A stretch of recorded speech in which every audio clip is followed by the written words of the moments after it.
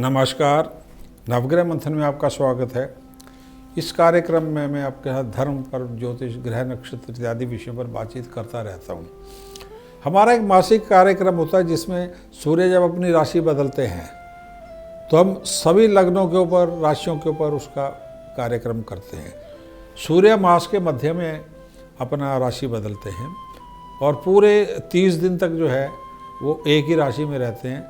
जब ये मास के मध्य लगभग 14, 15, 16 के आसपास जब भी राशि बदलते हैं उसे संक्रांति रूप से जाना जाता है। भारतवर्ष में ज्योतिष अत्यधिक प्राचीन विद्या होने से ये भी देखा गया है कि मनुष्य के अलावा देश पर भी ज्योतिष का प्रभाव पड़ता है, ग्रहों का प्रभाव पड़ता है। आज मैं आपके साथ 14 मार्च 2021 को सूर्य का जो मीन राशि में होने वाला भ्रमण है शाम 6:04 पर, तथा जो 14 अप्रैल 2021 रात्रि 2:33 तक चलेगा, उसके बारे में बात करने जा रहा हूँ। देखिए, सूर्य देश का मुख्य ग्रह, राजनीति से जुड़ा है, सबसे प्रबल है कुंडली में। बृहस्पति के अतिरिक्त दूसरा सबसे प्रबल ग्रह। ये जब मीन राशि में जाएगा तो साथ में 2 ग्रह और है जो अपनी राशि बदलने में। दूसरे ग्रह शुक्र जो 17 मार्च को मीन राशि में प्रवेश करेंगे, कुंभ से मीन में, और बुध जो 31 मार्च को मीन राशि में कुंभ से प्रवेश करेंगे। शुक्र लगातार अस्त चलेंगे। देखिए, अब महत्वपूर्ण क्या है, ये महीना लगभग आने वाले 2-3 वर्षों में सबसे अधिक महत्वपूर्ण होगा देश के लिए। उसके कारण क्या है, शुक्र और बुध तो राशि बदल ही रहे हैं। तीसरे देवग्रह बृहस्पति ये भी 6 अप्रैल को मकर से कुंभ राशि में जा रहे हैं, गुरु से अलग हो जाएंगे, कुंभ राशि में जा रहे हैं। देश की कुंडली क्या है, 15 अगस्त 1947 को देश का मध्य रात्रि में जन्म हुआ। देश की कुंडली में जो कुंडली है इसमें राहु उच्च का है। 15 अगस्त 1947 को यदि हम सारा डेटा ज्योतिष से जुड़े किसी कार्यक्रम में फीड करते हैं, इस प्रकार का चित्र बनता है। बीच के खाने में 2 नंबर अथवा राहु, 2 नंबर अथवा टॉरस होता है, लग्न में राहु है।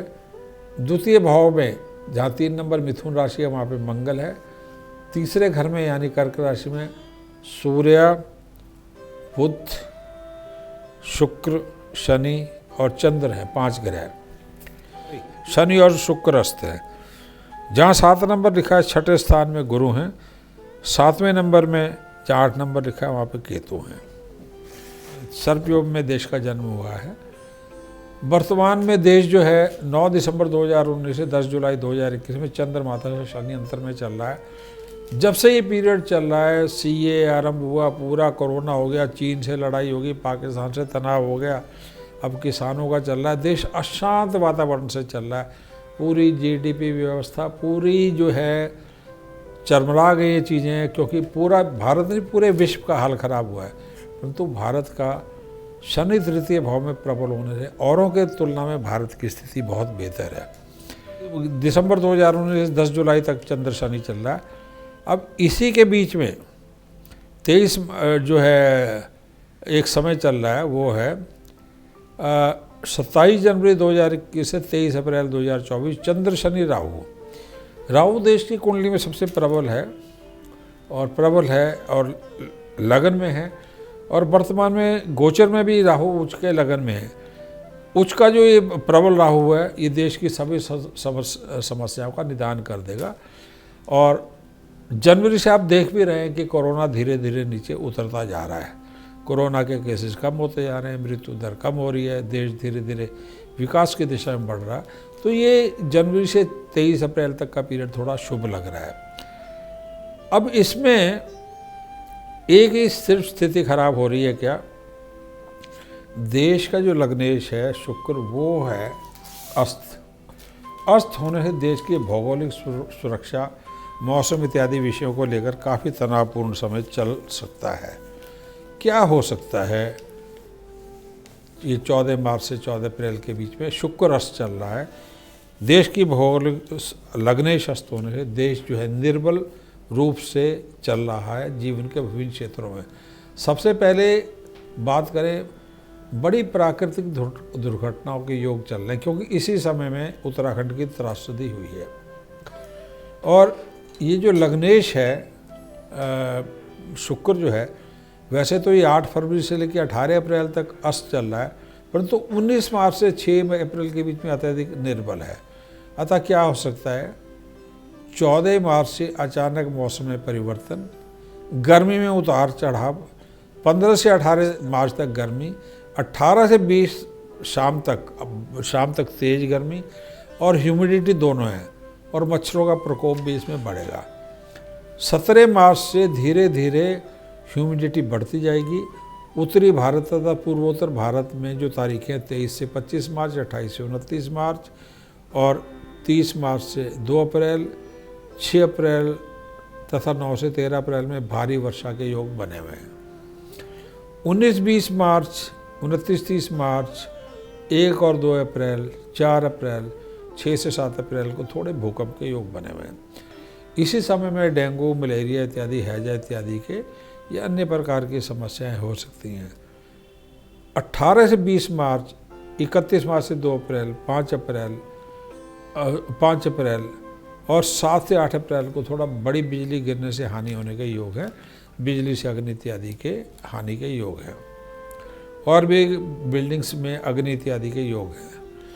दिल्ली एनसीआर उत्तर भारत में भारी राजनीतिक अस्थिरता के योग चलेंगे शुक्र के अस्त के चलते। और सबसे बड़ी बात यह है कि 17 मार्च से लेकर शुक्र और सूर्य दोनों शनि की लगभग पूर्ण दृष्टि में होंगे, और 31 मार्च से जो है बुध भी अस्त होकर सूर्य शनि की दृष्टि में आ जाएंगे। तो 3 ग्रहों का अस्त होना स्थिरता के लिए, ना इकोनॉमिक स्थिरता के लिए, ना मौसम की स्थिरता के लिए, ना भौगोलिक स्थिरता के लिए, ना राजनीतिक स्थिरता के लिए थोड़ा चौंकाने वाला समय हो सकता है 17 मार्च के उपरांत। दिल्ली एनसीआर उत्तर भारत में भारी राजनीतिक अस्थिरता के योग हैं। बंगाल चुनाव, किसान एजिटेशन के चलते केंद्रीय सरकार में कुछ परिवर्तन के संकेत मिल रहे हैं।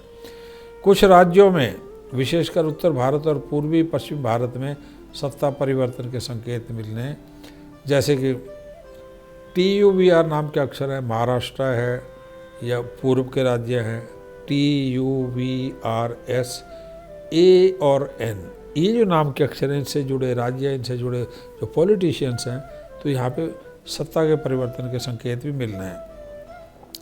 इसमें भी 15 से 17 मार्च, 20 से 22 मार्च, 29 से 31 मार्च, 2 से 4 अप्रैल, 9 से 11 अप्रैल तथा 13 अप्रैल महत्वपूर्ण है परिवर्तन के दृष्टिकोण से।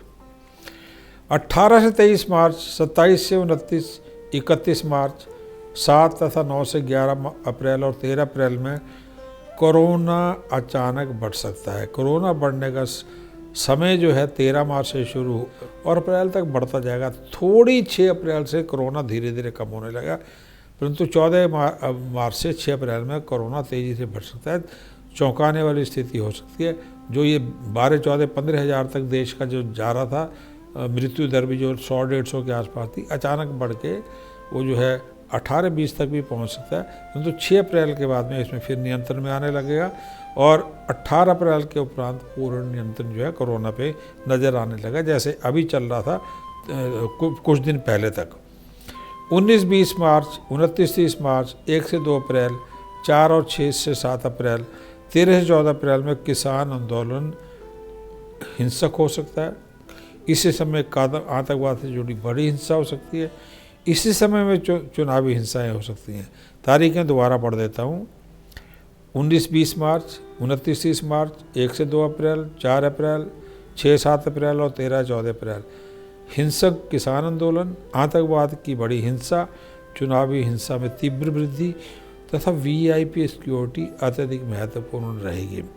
एस्पायनेज, सैबोटाज और थोड़ा सा डिफेंस के हेलीकॉप्टर्स और जो जहाज इत्यादि हैं, उनके लिए तनावपूर्ण समय ये हो सकता है, दुर्घटनापूर्ण समय ये हो सकता है। फॉरेस्ट का जंगल हैं, बिजली के पावर हाउसेज हैं, या कुछ और न्यूक्लियर जो आपके इंस्टॉलेशन है, उसमें थोड़ा बहुत अग्नि के योग हैं। ग्रिड जैसे कई दफ़ा रुक जाती है, उस प्रकार के योग हैं। पेट्रोल के प्राइसेस में इन्हीं तारीखों में राइस के संकेत थोड़े से मिल रहे हैं। इसी समय में पेट्रोल के कीमतों में थोड़े संकेत बढ़ने के मिल रहे हैं।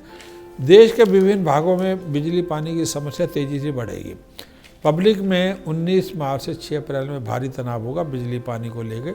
बिजली पानी, दूध, सब्जियों, चीनी, चावल की कीमतों में वृद्धि भी होगी, इनकी कमी भी होगी। घी, मक्खन, आलू, इनकी कीमतों में भी वृद्धि हो सकती है।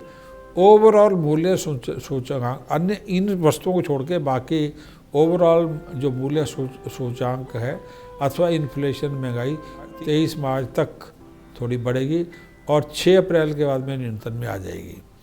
महंगाई, इन्फ्लेशन वैसे 30 दिन में बढ़ सकती है, परंतु 23 मार्च से 6 अप्रैल के में विशेष करके ये बढ़ सकती है। 9 अप्रैल के बाद में नियंत्रण आ जाएगी। 23 मार्च से बढ़ने का समय है विशेष रूप से। 6 अप्रैल का जो बृहस्पति का परिवर्तन है धीरे धीरे वो नियंत्रण के संकेत देगा और 9 अप्रैल से वो काफ़ी नियंत्रण में आ जाएगी। 18 मार्च से लेकर 23 मार्च में 7 से 12 अप्रैल में शेयर मार्केट में थोड़ा चढ़ाव रहेगा। सोने की कीमत जो है 23 मार्च से 6 अप्रैल के मध्य दोबारा बढ़ सकती है। 6 से 14 अप्रैल में विदेश का निवेश बढ़ सकता है, विदेशी निवेश बढ़ सकता है। चीन जो हमारा शत्रु राष्ट्र है एलएसी पे, उसकी नीतियों में चौंकाने वाले बड़े चिंताजनक परिवर्तन आ सकते हैं। धन्यवाद, नमस्कार।